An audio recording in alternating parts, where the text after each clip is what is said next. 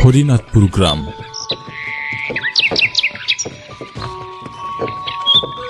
গ্রামটি একদম সাদামাটা আর সৌন্দর্যে ভরপুর। এটা হলো গ্রামটির প্রধান সড়ক। প্রধান সড়ক থেকে একটু হাঁটলেই সামনে দেখা মিলে ছোট একটি পুলের। এই পুলের উপর দিন থেকে রাত সব সময় চলে পাড়ার ছেলেদের আড্ডা। এই পথ দিয়ে আরো বেশ খানিকটা পথ হাঁটলে সামনেই পড়বে হরিনাথপুর শ্মশান। শ্মশানের পাশের ছোট রাস্তাটা দিয়ে একটু সামনে গেলেই এই গ্রামের সৌন্দর্য কপোতক্ষ নদ। এখন বর্ষাকাল, নদের পানি এখন অনেকটাই বেশি। সকাল থেকেই ঝিপঝিপে বৃষ্টি হচ্ছে, যার জন্য রাস্তায় প্রচুর কাদা।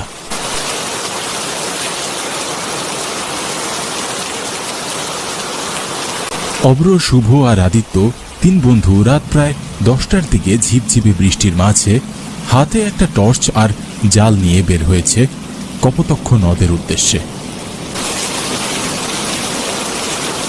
বর্ষার মৌসুমে রাতের বেলায় আলো কাটারি মাছ ধরার মজাটাই অন্যরকম। কিরে আদি, তুই এত জোরে হাঁটছিস কেন? এই দাঁড়া, একসাথে যাই। দেখে মনে হচ্ছে সব মাছ তুই একাই ধরে ফেলবি।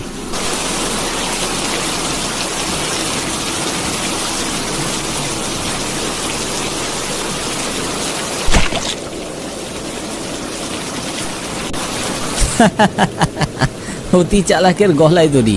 ভালোই হয়েছে, আমি জানি তো তোর সব কাজ সবসময় এমনই হয়। আগে আগে গিয়ে বেশি মাছ ধরার ধান্দা, তাই না? তা তুই ঠিকই বলেছিস আদ্র। আদি রোজই চিজ্ঞা হয়েছে। দুজন আমাকে নিয়ে মজা করা বাদ দিয়ে দয়া করে আমাকে একটু তুলবি, নয়তো তোরা যা, আমি আর মাছ ধরতে যাব না। আচ্ছা আচ্ছা বাবা, রাগ করিস না। আয় আমার হাতটা ধর, উঠ।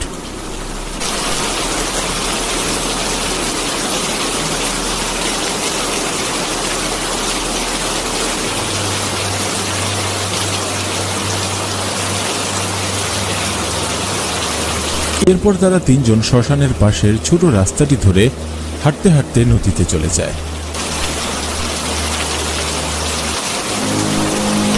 রাতের বেলা এমনিতেই অন্ধকার, তার মধ্যে আবার বৃষ্টি। চারপাশটা আরো বেশি অন্ধকার আর ভয়ানক লাগছে। আদি, তোর তো একাই মাছ ধরার লোভ, তুই উত্তর দিকে যা, আর আমি আর অব্র এদিকটাই যাচ্ছি। তোর হয়ে গেলে আমাদের ডাকিস। হ্যাঁ, আর হ্যাঁ, রাতের বেলা বেশি দূর যাস না, আমি তোকে খুঁজতে যেতে পারবো না কিন্তু আবার।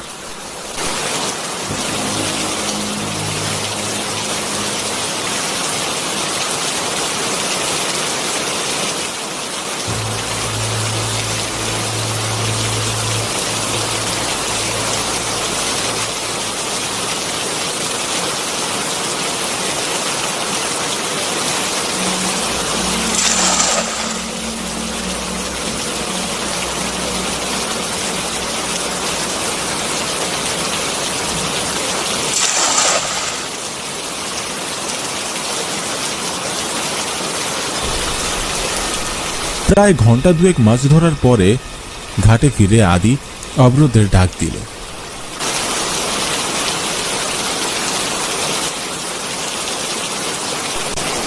অব্র, এই অব্র, তোরা কত দূর? চল, বাড়ি যাবি না? বেশ অনেকটাই রাত হয়েছে, আর দেরি করাটা মনে হয় ঠিক হবে না। একটু দূর থেকেই অব্র উত্তর দিল, হ্যাঁ হ্যাঁ যাই, একটু দাঁড়া।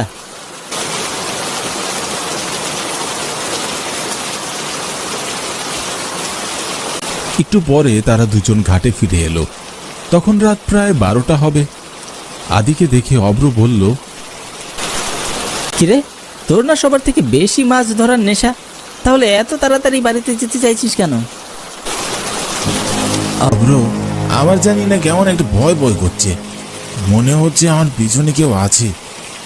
চারপাশটা কেমন যেন অদ্ভুত লাগছে। দেখ, চল আজ আমরা বাড়ি ফিরে যাই, কাল না হয় আবার আসবো। আচ্ছা আচ্ছা ঠিক আছে, চল তাহলে।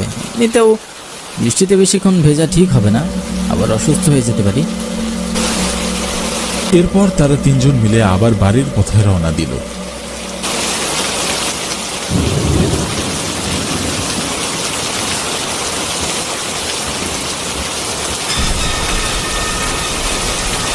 কিছুটা পথ হাঁটার পরে শ্মশানের কাছে এসে তারা দেখল কয়েকটা লোক দাঁড়িয়ে একটা লাশ পোড়াচ্ছে।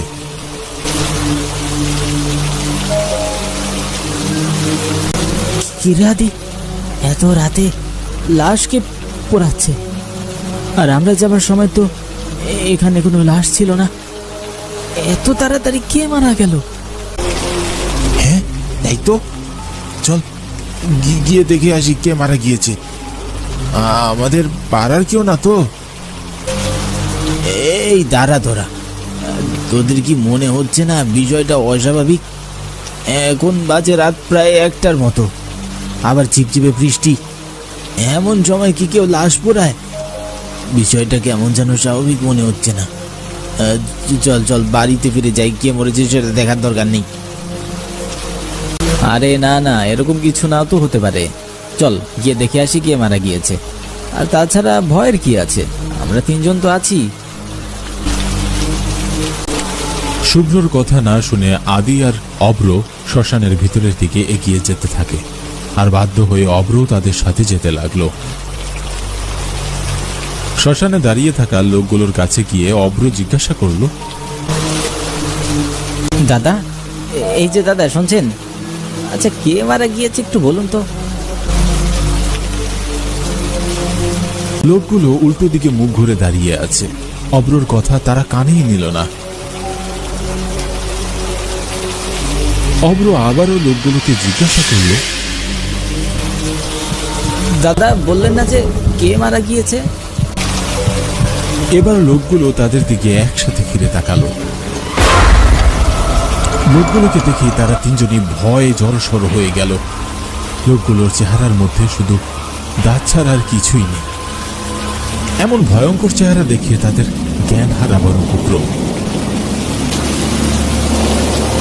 কিরে, তোরা জানিস না রাতের বেলা এই শ্মশানের পথ দিয়ে যাতায়াত করা মানা আছে? এখন কে বাঁচাবে তোদের? বলেই সবাই একসাথে অট্ট হাসিতে মেতে উঠল। এমন অবস্থা দেখে ভয়ে ভয়ে আদ্র আদিকে বলল, আদি পালা। বলেই অব্র আদির দিকে তাকিয়ে দেখল অলরেডি আদি অজ্ঞান হয়ে মাটিতে পড়ে আছে। আদি, তোর কি হলো? আদি, উঠ তাড়াতাড়ি। এমন পরিস্থিতি দেখে শুভ অব্রর হাত ধরে টেনে বলে উঠল, পাগল, আগে নিজের জান বাঁচা। চল চল, এখান থেকে পালাই। বলেই দুজনে প্রাণপণে পালাতে শুরু করলো।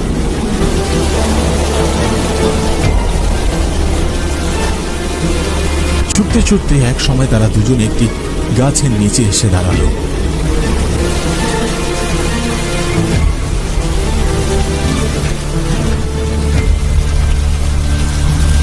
শুভ্র, ওরা কারা ছিল বলতো? জানি না রে বন্ধু, এতটুকু বুঝতে পারছিলাম, ওখানে থাকলে প্রাণে বাঁচতে পারতুম না। আদির সাথে ওরা যে কি করলো কে জানে। তারা যখন এসব কথা বলছিল তখন হঠাৎ করেই গাছ থেকে তাদের সামনে মানুষের কঙ্কাল ঝুলে পড়ে। এমন দৃশ্য দেখে তারা ভয়ে দুজনেই জ্ঞান হারিয়ে মাটিতে পড়ে যায়।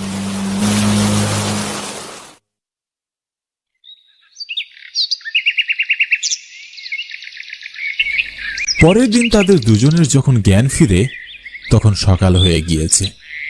জ্ঞান ফিরতেই অব্র বলে উঠল,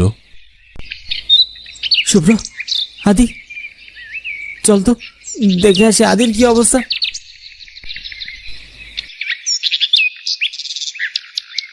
তারা দুজনেই দৌড়ে শ্মশানে গিয়ে দেখল আদি মাটিতে পড়ে আছে। তারা আদির কাছে গিয়ে দেখল আদির চেহারাটা একদম রাতের সেই মানুষদের মতো চেহারা হয়ে গিয়েছে। চেহারায় শুধু দাঁত ছাড়া আর কিছুই নেই। তাদের বুঝতে আর বাকি রইল না যে আদির সাথেও তারা কি করেছে। আর আশ্চর্যের বিষয় হলো পুরো শ্মশান জুড়ে কোনো মানুষ পোড়ানোর চিহ্ন পর্যন্ত নেই।